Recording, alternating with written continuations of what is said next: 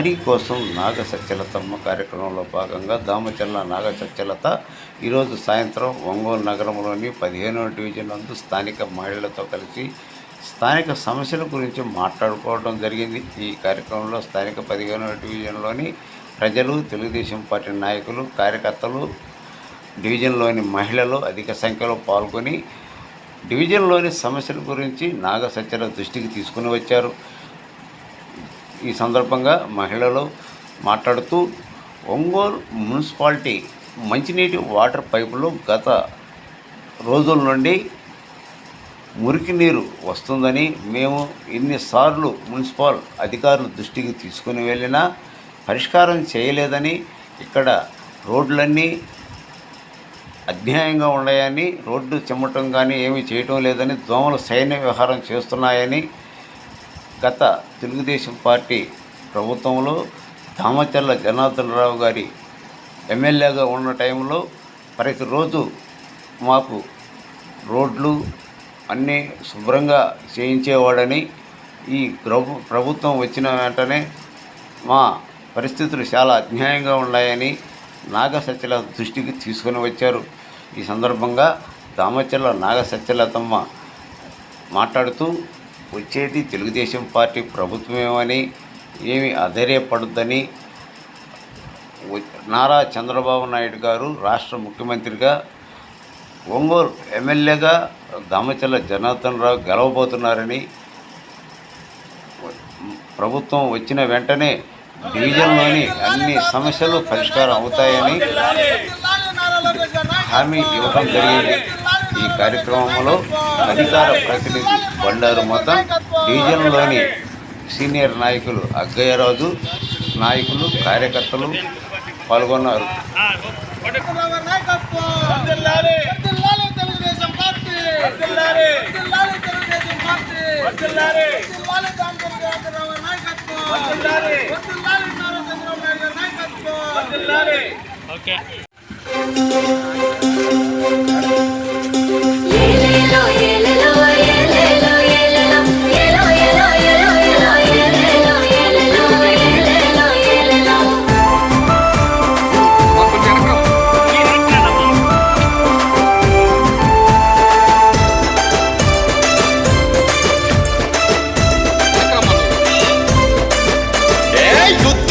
తమ్ముడా సిద్ధం కావాలిరా, వైసీపీ పరిపాలన అంతం చెయ్యాలిరా, ఇంటికి పంపాలిరా.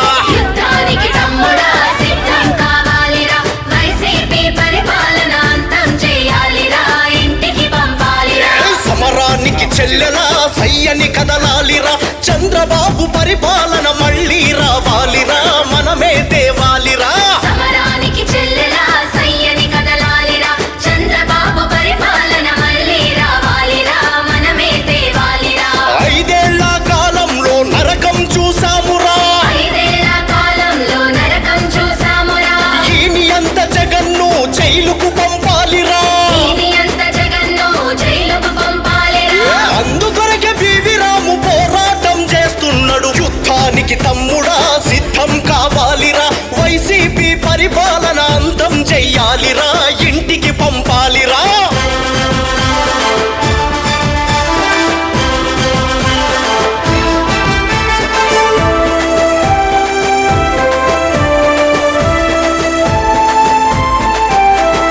చదువుకున్న ఫలం లేదు, ఉద్యోగాలు ఇవ్వలేదు, నిరుద్యోగులెందరో వలస బాట పట్టినారు, నిరుద్యోగులెందరో వలస బాట పట్టినారు. రైతులకు బతుకు లేదు, నేతలకు హద్దు లేదు, మైను శాండులల్లో నేతలకు అంతు లేదు, మైను శాండులల్లో నేతలకు అంతు లేదు. అధికార మదంతోని అరాచకం చేస్తున్నారు, అడుగడుగున పివి రాము నిగ్గదీసి అడుగుతుండు, చంద్రబాబు విజన్ ముందు, చంద్రబాబు విజన్ ముందు జగన్ రెడ్డి తెలివెంత. యుద్ధానికి తమ్ముడా సిద్ధం కావాలిరా, వైసీపీ పరిపాలన అంతం చెయ్యాలిరా, ఇంటికి పంపాలిరా. ఏలేలో ఏలేలో ఏలేలో ఏలేలో ఏలో ఏలో ఏలో ఏలో ఏలేలో ఏలేలో ఏలేలో ఏలేలో.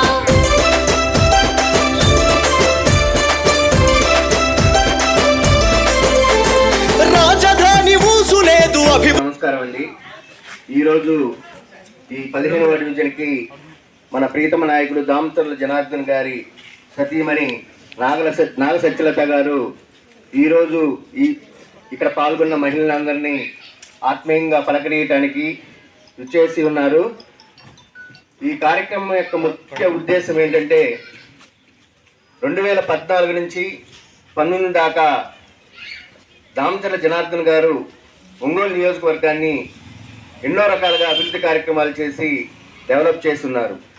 ఈ 2019 నుంచి ఇప్పటి వరకు ఈ ఒంగోలులో అనేక రకమైన సమస్యలతో మహిళలు ఇబ్బంది పడుతున్నారని గమనించి నాగ సత్యలత గారు ఒకసారి ప్రతి డివిజన్లో ఉన్న మహిళలతో ఒకసారి సమావేశమై ఇక్కడ అన్ని డివిజన్లో ఎటువంటి సమస్యలు మహిళలు ఎదుర్కొంటున్నారు, ఈ సమస్యల్ని రేపు గెలిచిన తర్వాత ఏ విధంగా తీర్చగలము, మీకు ఇక్కడ ఎటువంటి సమస్యలు ఏమైనా ఎదుర్కొంటున్నా డివిజన్ పరంగా కానీ అభివృద్ధి కార్యక్రమాల్లో మీకు ఏమీ అవసరము ఈ డివిజన్కి అయ్యి నాగ సత్యలత గారి దృష్టికి తీసుకొస్తే వాటిని ఖచ్చితంగా రేపు గెలిచిన తర్వాత తీరుస్తారని తెలియజేస్తూ మీకు ఎటువంటి సమస్యలు ఉన్నా కూడా మేడం దృష్టికి తీసుకురావాలని కోరుకుంటున్నాం.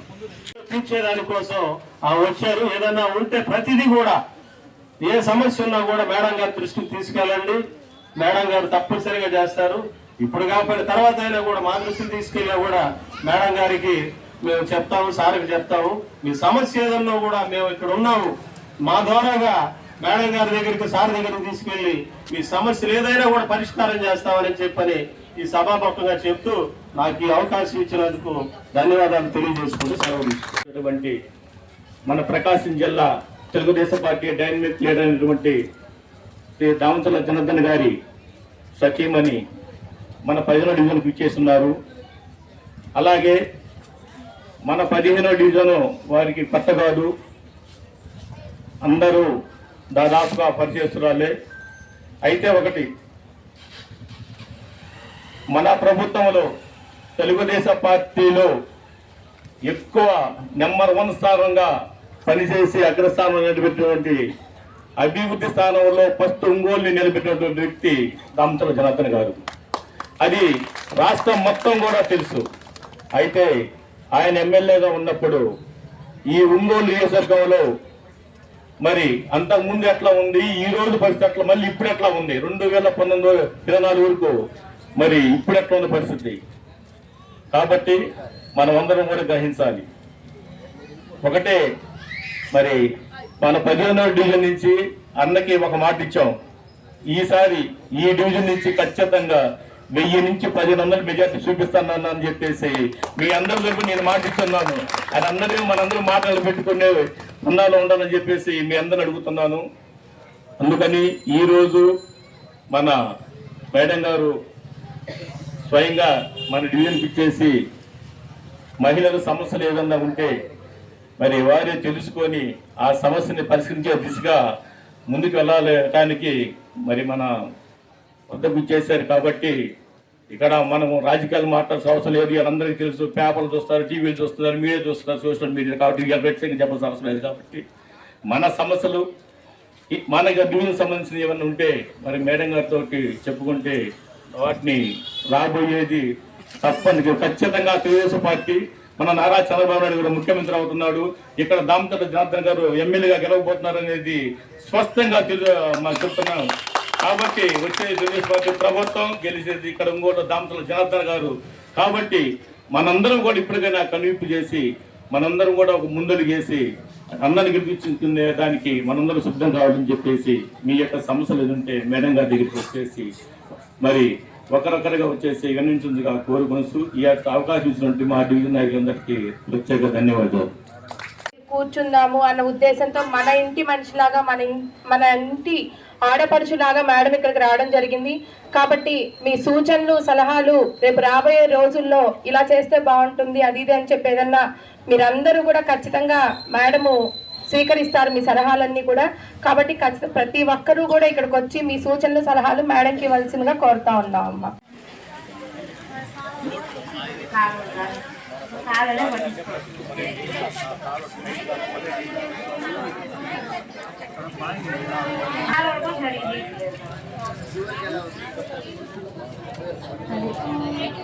ఇప్పుడు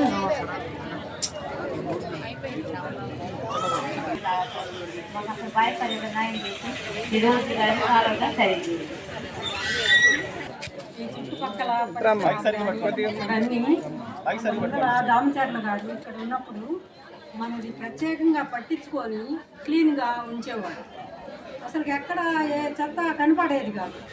ఇప్పుడు అంతా కూడా ఆ దుమ్ము ధూళి ఎక్కడ పట్టినా కూడా ఎటు తొలుగుదామన్నా బజార్లో ఏదైనా వెహికల్ వస్తే తొలుగుదామంటే చీదరుగా ఉంటుంది. అంత డస్ట్ అంతా బజార్లోనే ఉంటుంది, తీసుకెళ్లే వాళ్ళు లేరు. ఇది ఒక సమస్యగా ఉంది. దానివల్ల దోమలు అవన్నీ రోగాలు అందరికీ బాధగా ఉంటుంది. అందుకని ఇది మందులు పట్టించుకోవాలి. లేడీస్కి ఇంట్లో ఉంటారు కాబట్టి పద్దాకులు ఈ దోమలు ఎక్కువగా ఉంటుంది, కొంచెం పట్టించుకోవాలి మేడం గారు. తర్వాత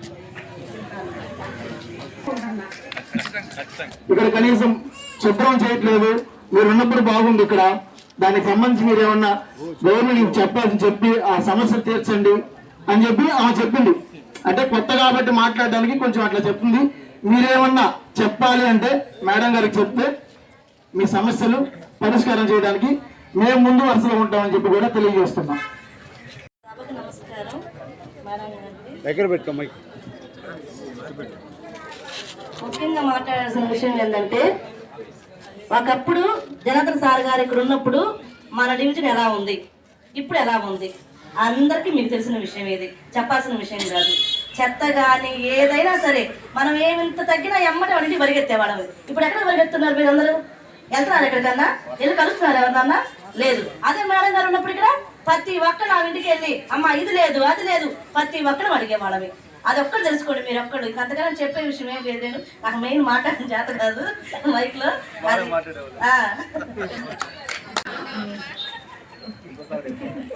బాగున్నారంతా? ముందుగా ఈ కార్యక్రమాన్ని ఇంత బాగా ఆర్గనైజ్ చేస్తున్నారు మదన్ గారికి, ఈ డివిజన్ ప్రెసిడెంట్ గారికి, అరుణ గారికి, అలాగే అందరికీ డివిజన్ పెద్దలందరికీ కూడా చాలా కృతజ్ఞతలమ్మా. అందరూ వచ్చినందుకు ముందుగా ఇక్కడికి చాలా సంతోషం. అందరూ మేము ఇక్కడి నుంచి వెళ్ళిపోయి ఆల్మోస్ట్ 2-3 సంవత్సరాలు అయిపోతూ ఉంది. ఒకటి మిమ్మల్ని అందరూ ఏం లేదు, నేను ఒక చిన్న క్వశ్చన్ ఫస్ట్ అడుగుతానమ్మా. జనార్దన్ గారు ఉన్నప్పుడు ఎలా ఉంది, ఇప్పుడు ఎలా ఉంది? ఒంగోలు ఒక మాట చెప్పండి ఎవరన్నా సరే. అది ఎందుకంటే మీకు అర్థం అవుతుంది కదా. ముందు ఎవరు కారాలు తీసే వాళ్ళు ఎప్పుడు రావట్లేదు మేడం. రోడ్డు క్లీన్ చేయడానికి ఎవరు రావట్లేదు మేడం. ఎక్కడ పట్టినా చెత్త ఉంటుంది, దోమలు వస్తున్నాయి, వాటి వల్ల పిల్లలకు రోగాలు వస్తున్నాయి. పిల్లలు చదువుకున్న పిల్లలందరూ ఖాళీగానే ఉంటున్నారు మేడం. మెయిన్ కారణప్పుడు ఎప్పటికప్పుడు క్లీన్ చేయించేవాడు, నీళ్లు సరిగా రావట్లేదు మేడం. ఇప్పుడు కూడా మాకు మేమైతే సార్ దగ్గరికి వెళ్ళి ఎప్పుడు కంప్లైంట్ ఒకసారి చెప్తే చాలు సార్ నీళ్ళు రప్పించేవారు. ఇప్పుడు మేము అన్నిటికీ ఇబ్బంది పడుతున్నాం మేడం. అదే ఏంటంటే, ఒకటి జనార్దన్ సార్ ఉన్నప్పుడు ఎలా ఉంది ఒంగోలు, ఇప్పుడు ఎలా ఉందని మీ అందరికీ అర్థమవుతుందిగా. చూస్తున్నారు కదా రెగ్యులర్గా. డ్రైనేజ్ అవనివ్వండి, దోమల సమస్యలు అవనివ్వండి, రోడ్లు అవనివ్వండి, వాటర్ సమస్య అవనివ్వండి, అన్నీ కూడా. ఇప్పుడు నా వెనకాల ఒక ఆవిడ చెప్తూ ఉన్నారు, ఇందాక ఎవరు మాట్లాడినా కనిపించలే కానీ మొహం. ఒక లేడీ అంటే మాట వినిపిస్తూ ఉంది నాకు. డ్రైనేజీలు తీయట్లేదు, ఎక్కడికక్కడ డ్రైనేజీలు తీయట్లేదమ్మా, డ్రైనేజీలు తీయట్లేమో వెనకాల నుంచి చెప్తున్నారు, ముందుకు రావట్లా ఆవిడ. అది ఏంటంటే, ఒకటి భయం వదిలేయండి ముందు మెయిన్ అంతా కూడా. ఇంకా మనం భయపడుతూ కూర్చుంటే అవదమ్మా. ఇంకాను భయం వదిలేసి బయటికి రండి. అంటే చాలా మంది ఎలా అంటే పొద్దున్న లేచేటోడికి మా ఫోటో కనిపిస్తే, మేము ఇక్కడ మాట్లాడామని తెలిస్తే వస్తారు వాలంటీర్లు, ఇంకా మా పథకాలు పోతాయి, లేకపోతే మా ఉద్యోగాలు పోతాయి, మమ్మల్ని ఏం చేస్తారని చెప్పేది మెయిన్ భయం. అంతే కదా? దాని గురించి ఎవరు భయపడరు. లోపలమ్మా ఎక్కడో చిన్న భయం. అంటే ధైర్యం చేసి ముందుకు వచ్చారు. నిజంగా ఈ మీటింగ్కి వచ్చారంటే ధైర్యం చేసి వచ్చినట్టే కదా. 100% మీటింగ్ వచ్చి కూర్చున్నారు అంటే ధైర్యం చేసి వచ్చినట్టే కదా. కానీ మాట్లాడడానికి చిన్న భయం ఎక్కడో. ఇంకా ఏంటంటే ఏదో ఒకటి పథకాలు అలా ఇబ్బంది పడతారేమో, లేకపోతే ఏ ఇబ్బంది పడతారో అనేది, చిన్నగా ఏ కేసులు పెడతారో, ఏం చేస్తారని భయపడుతూ ఉన్నారు అంతాను. అవన్నీ వదిలేసేయండి అమ్మ. ఇంకా ఇంకొక 2 నెలలు ఈ బాధలు పడతారు ఎవరైనా సరే, ఏదనుకున్నా సరే. ఒకటమ్మా మెయిన్గా అడిగే డ్రైనేజ్ల గురించి, రోడ్ల గురించి, మంచినీళ్ళ గురించి. ఏంటంటే చూస్తున్నారు జనార్దన్ గారు ఉన్నప్పుడు మున్సిపాలిటీ వాళ్ళని చాలా మంది తెలుసు. మీరు రాత్రి 12-1 గంటలకు కూడా వస్తూ ఉండేవారు, మాట్లాడుతుంటే వెళ్తూ ఉండేవారు, చేస్తూ ఉండేవారు. ఎందుకంటే ఇక్కడ ఉన్న వాళ్ళు చాలా మంది అందరూ మన ఇంటి దగ్గర వస్తూ చూస్తూ ఉండేవారు. అందరూ కూడాను ఎలా పనిచేసేవారా ఏంటి అనేది అంతా కూడాను. ఏంటంటే మున్సిపాలిటీ వాళ్ళని ఏ టైం అయినా సరే పిలిపిస్తాం. రాత్రులు కూడా రోడ్లకు వెళ్ళేవారు అమ్మ సర్వేకి, అంటే వీళ్ళు క్లీన్ చేస్తున్నారా లేదా, డ్రైనేజీలు తీస్తున్నారా లేదా అని చెప్పని రెగ్యులర్గా అంతా చూసేవారు. కాబట్టి ఈ సమస్య ఉండేది కాదు. ఇప్పుడు పట్టించుకునే వాళ్ళు లేరు, పని చేసేవాళ్ళు లేరమ్మ. ఇప్పుడు ఎవరన్నా పట్టించుకుంటే పని చేస్తారు.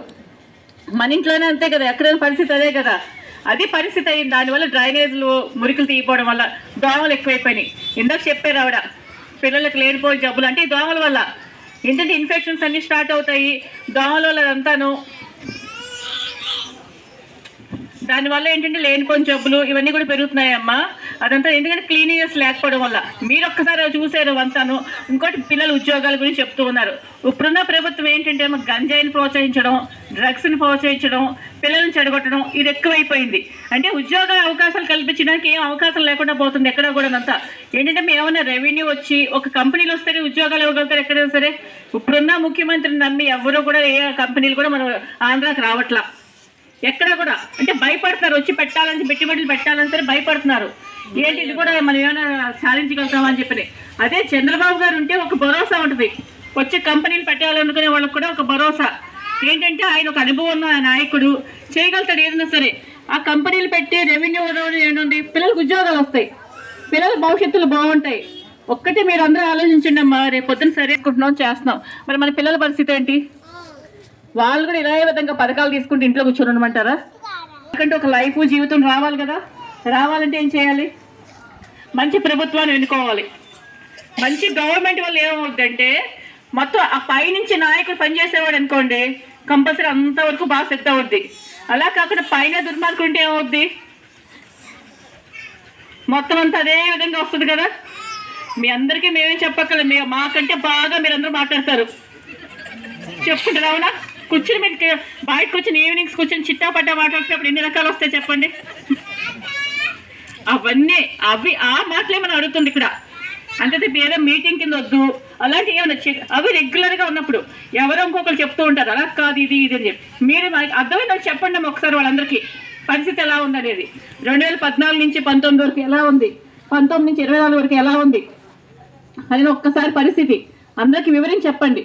బాబు గారు ఉంటే ఎలా ఉంటుంది, ఇక్కడ జనార్దన్ గారు ఉన్నప్పుడు ఎలా ఉంది అనేది మీ అందరికీ అర్థమవుతుందిగా. ఇప్పుడైనా పని ఎవరన్నా చెప్తారు ఏమన్నా?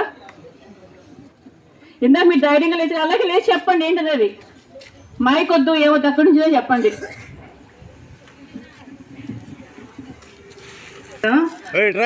చెప్పవసరం లేదు. జనార్దన్ గారు ఉన్నప్పుడు మనకు ఎట్లా ఉంది, ఇప్పుడు ఎట్లా ఉంది, బజార్లు చూస్తేనే తెలుస్తుంది. మాకు 2 నెలల నుంచి మా ఇంటి ముందు ఎల్లబోతుంది, పట్టించుకున్నోళ్ళే లేరు. మేము అన్ని దిక్కుల ఆడకు పోయాము, సచివాలయం పోయి చెప్పాము, మున్సిపాలిటీ ఆఫీస్కి పోయి చెప్పాము, పట్టించుకున్నోళ్ళే లేరు. ఎల్లబైపోతుంది. బయటికి పోవాలంటే కార్లైనా బండ్లైనా బుద్ధతోటే లోపలికి వచ్చేస్తున్నాయి, ఎవరు పట్టించుకోలే. అదే మన జనార్దన్ గారు ఉన్నప్పుడు రోడ్లు అసలుకి పసిపిల్లోళ్ళు పోయిన గడక అరికాలకు మట్టలేదు. మనం అర్థం చేసుకోనేలే ఇంతమంది వచ్చింది. లత గారు చెప్పినా కూడా లేడీస్కి అందరికి అర్థమైపోయిందమ్మా.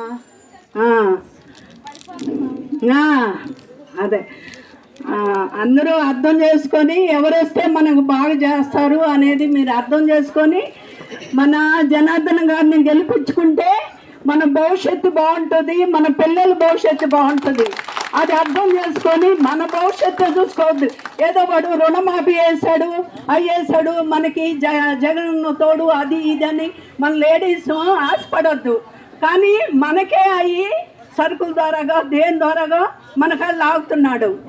నేను ఎక్కువ మాట్లాడలేను, లత గారికి తెలుసు, కానీ నాకు కొంచెం మాట్లాడితే దడగా ఉంటుంది. కానీ మన భవిష్యత్తు చూసుకుంటే మన బిడ్డల భవిష్యత్తు చూసుకోవాలి. ఎక్కడ చూసినా గందరగోళం. అదే జనార్దన్ గారు ఉన్నప్పుడు లైటింగ్లు ఎలా ఉండేది, పగలు రేత్రి తేడా లేకుండా పట్ట పగుల్లాగా ఉండేది. రోడ్లలో కానీ బజార్లో కానీ తిరగాలన్నా ధైర్యంగా తిరిగేవాళ్ళం. ఈ రోజున ఓ దిక్కు లైట్ ఉంటే ఓ దిక్కడ ఉండదు. రోడ్లు చూస్తే అసలు అంతా మురికి ఇది. అది అదమ్మని ఇప్పుడు కన్నా మనం బుద్ధి తెచ్చుకొని మన జనార్దన్ గారిని గెలిపించుకోవాలి. నారా చంద్రబాబు నాయుడు గారిని ముఖ్యమంత్రిగా చూసుకోవాలి. అది తిరుగుతానే ఉంటారు. కరెంట్ గురించి చెప్తారు. తిరుగుతున్నా కూడా ఎంతమంది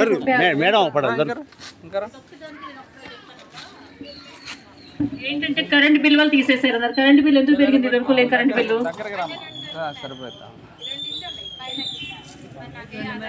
కాదమ్మా, ఇదివరకు కూడా కరెంట్ బిల్లు కట్టేవాళ్ళు, అప్పుడు పెన్షన్ ఉండేది.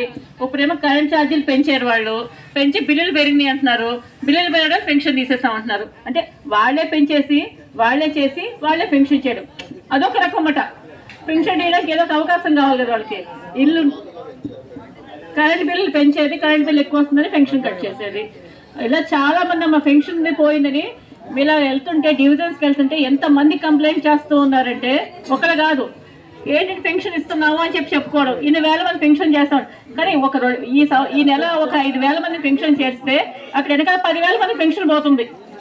అది చాలా చోట్ల. అంటే ఒక పెద్దవాడు ఉందనుకో, మీద ఇల్లు ఉందనుకో, వాళ్ళ కొడుకే ఇల్లు కట్టించి ఇచ్చినాడు అనుకో, ఆ ఇంట్లో ఉంటుందని పెద్దవాళ్ళు ఉంటే ఆ ఇల్లు ఉందని చెప్పి పెన్షన్ కట్ చేస్తున్నారు. ఏదో వికలాంగులు ఉంటున్నారమ్మా, వాళ్ళ నానో లేకపోతే వాళ్ళ అన్నో తమ్ముడో ఉద్యోగం చేస్తుంటే వాళ్ళకి పెన్షన్ కట్టు. ఇది వికలాంగులు ఉన్నా సరే. ఇప్పుడేమో పెద్దవాళ్ళకి అనేది బాబు గారు ఎందుకు పెట్టారు పెన్షన్ అనేది? ఏదో ఇంట్లో వాళ్ళు ఏదో టాబ్లెట్లు కొనుక్కోవడానికి, ఏదో ఫ్రూట్స్ కొనుక్కోవడానికి ఒకరి మీద చేయి చాపకుండా, అంటే ప్రతిసారి చిన్న చిన్న అవసరాలు కూడా అందరి దగ్గర అడగలేము కదమ్మా. కొడుకునో, వాళ్ళున్నో, కూతురునో ఆ విధంగా ఆధారపడకూడదు. వాళ్ళకి స్వయం దగ్గర ఏదో ఒకటి కొనుక్కోవాలని చెప్పేలా చేసింది. ఇప్పుడు ఎంతమంది పెద్దవాళ్ళకంటే పెన్షన్ పోయిందంటే చాలా మందికి, ఒంటరి మహిళలకి, లేకపోతే ఇలా వికలాంగులకి, చాలా మందికి అమ్మా కరెంట్ ఛార్జీస్, లేకపోతే ఏదో ఒక వెహికల్ ఉందని చెప్పో, లేకపోతే ఒక ఇల్లు ఉందని చెప్పో, అలా ప్రతి దానికి పెన్షన్ కట్టానమ్మా ఇప్పుడున్న పరిస్థితుల్లో. కానీ ఎప్పుడైనా మీరు ఒక్కసారి టీడీపీ గవర్నమెంట్ అప్పుడు మీ అందరికి పెన్షన్ వచ్చిందా? అందరికి బాగానే వచ్చేది కదా.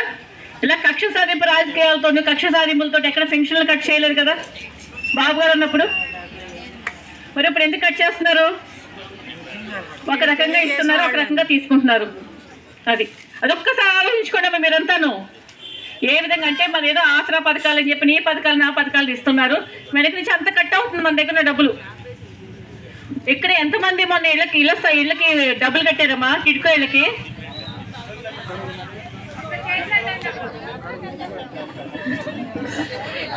ఇళ్ళకి ఇంతమంది డబ్బులు కట్టారు కదమ్మా. జనార్దన్ గారు ఉన్నప్పుడు ఆ టిడ్కో ఇళ్ళు ఆల్మోస్ట్ 85% పూర్తి అయిపోయినాయి. అంతాను 85% ఇళ్ళు అయిపోయినాయి అమ్మా. ఇంకొక 10-15% ఏంటంటే కరెంటు, పైప్ లైన్ లేదు, వాటర్ లైన్లు ఇట్లా పెండింగ్ ఉంది. ఈలో 2019 ఎలక్షన్స్ వచ్చినాయి. మన గవర్నమెంట్, టీడీపీ గవర్నమెంట్ లేదు, వైఎస్ఆర్ వాళ్ళు వచ్చారు. ఆ 15% పూర్తి చేసి ఆ ఇల్లు ఇవ్వకుండా మళ్ళీ ఇప్పుడు కొత్తగా ఇల్లు ఇస్తామంటున్నారు. అవంతా నిజంగా జరిగే పని ఒక్కసారి ఆలోచించండి మీరంతాను. ఇంకా కొత్త ఆడ తెచ్చిస్తాడు.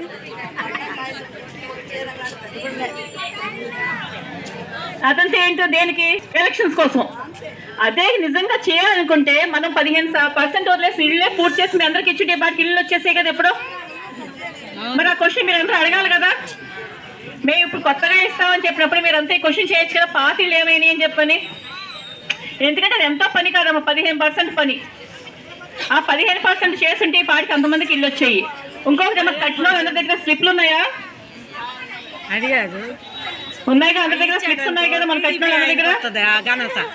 ఆ స్లిప్స్ అంతా పెట్టుకొని రేపు మన గవర్నమెంట్ రాగానే మళ్ళీ ఎవరు కట్టున్నారో వాళ్ళందరూ తప్పకుండా ఇళ్ళు వస్తాయమ్మా. అంతా మిగిలిన అంతా పూర్తి చేసి ఇల్లు ప్రతి ఒక్కరికి అందిస్తారు. ఇంకొకటి అడిగారు నేనకమ్మా. నేను సమస్య ఒకటి మెయిన్. ఇదివరకు జనార్దన్ గారు ఏం చేసేవారంటే 2 రోజులైనా వాటర్ ఇప్పించి అర్ధరాత్రి నీళ్ళు రాకుండా చేసేవారు. మెయిన్ అంటే అర్ధరాత్రులు ఎవరైనా ఆడవాళ్ళు లేచి నీళ్ళు పెట్టుకోవాలి, 1 గంటకి 12ంటికి నీళ్ళు పెట్టుకోవాలి, చాలా ఇబ్బంది పడేవారని చెప్పని మున్సిపాలిటీ వాళ్ళు అందరికీ చెప్పేవాళ్ళు. అర్ధరాత్రి వద్ద మీరు పొద్దున్న సాయంత్రం వరకు నీళ్ళు ఇవ్వని చెప్పండి, లైన్ ఇలా వదలని చెప్పేవాళ్ళు అంతాను. కానీ ఇప్పుడు మళ్ళీ రెగ్యులర్ అయిపోయింది. అదే టైంలో ఇస్తున్నారు, రోజు నీళ్ళు రావట్లా. అప్పుడు అమృత పథకం కింద జనార్దన్ గారు నిధులు తీసుకొచ్చి పైప్ లైన్ వేసారమ్మా. ఆల్మోస్ట్ గుడ్లగం వరకు పైప్ లైన్ అయిపోయింది. ఇంకొక 2-3 కిలోమీటర్లు లైన్ అయిపోయి ఉంటే కనుక వీటి తాగునీటి సమస్య ఉండేది కదా ఒంగోలులో.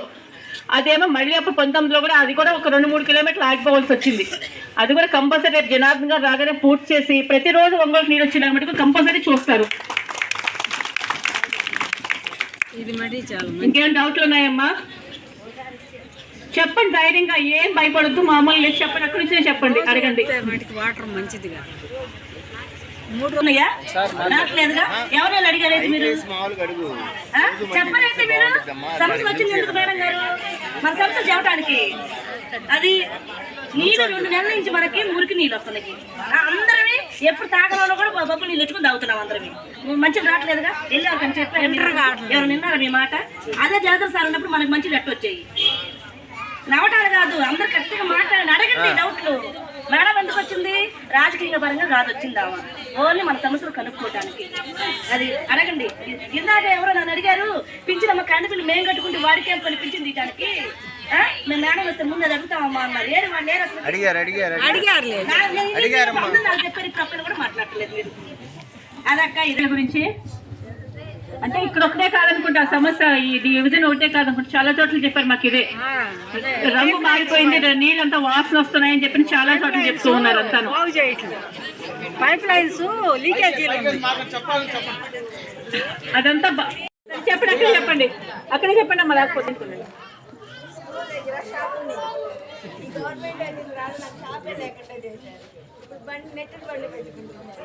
దేనికి తీసేశారు మా షాపు? ఏ షాప్ పెట్టినారు మీరు?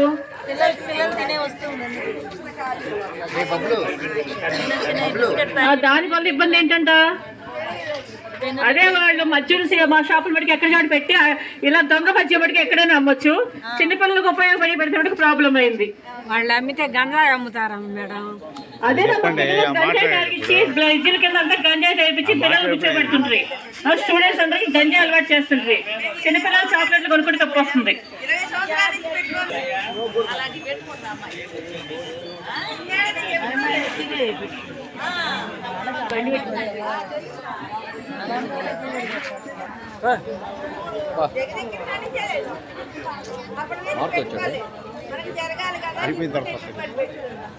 కరెక్ట్ అయినా ఏదో ఒకటి జరగాలి కదా, ఆధారం జరగాలి కదా, ఏదో ఒకటి.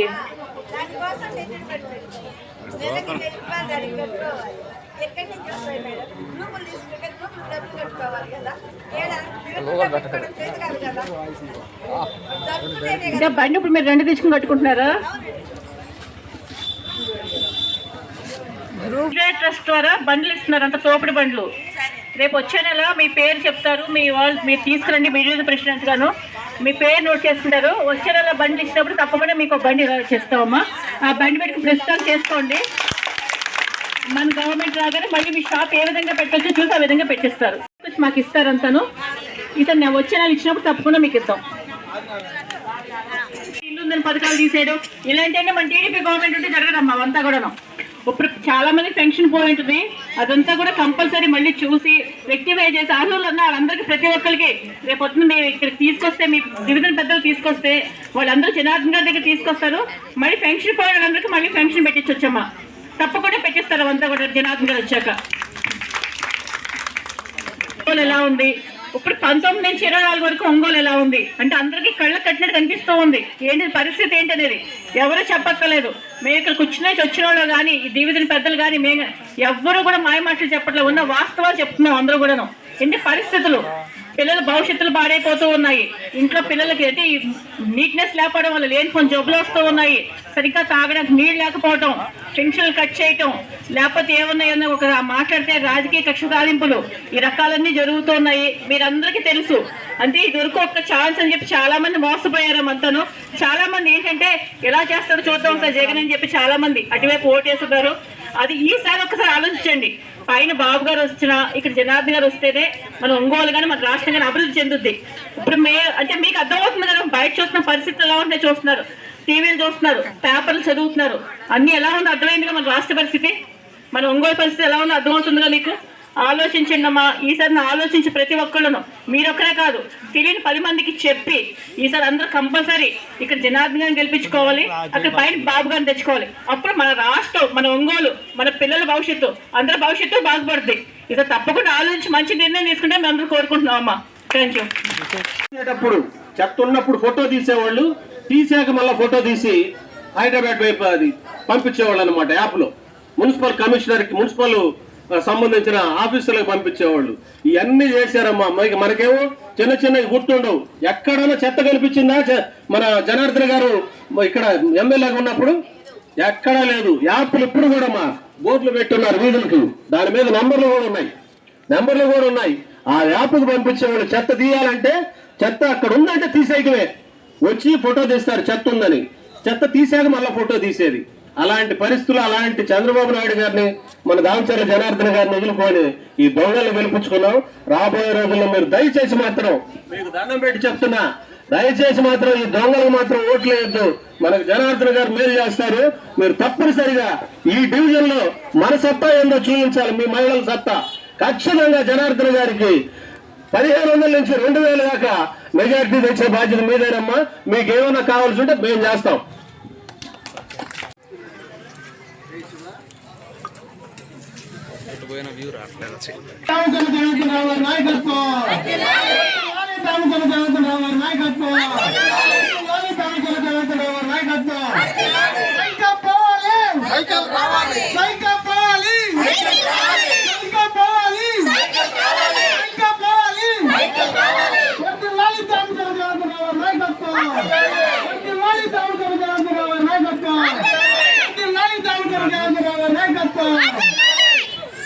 ఓకే.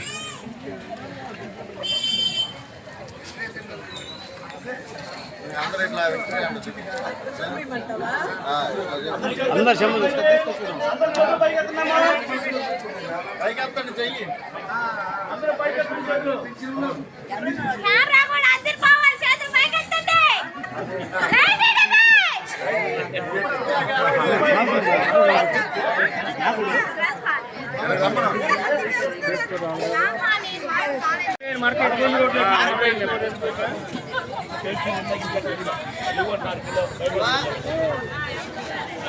సమస్య చెప్పు, 4 బరిగోళ్ళు కావాలని చెప్పు.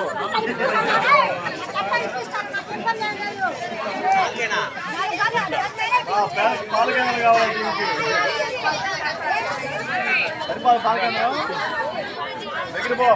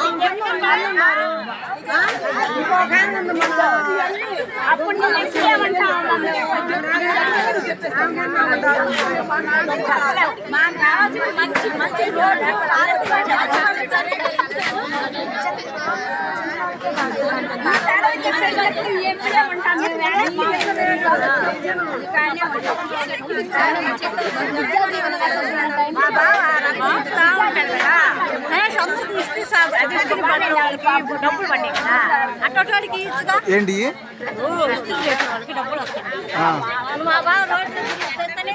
పెట్టలేదు ఆయనకి పింఛన్ వచ్చే వాళ్ళకి ఇది రాదు, మా నాన్న కూడా రాదు ఇస్త్రీ.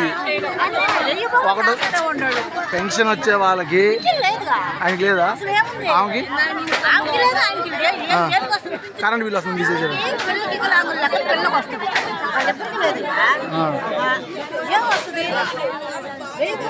మా నాన్న కూడా రాత్రి ఇస్త్రీ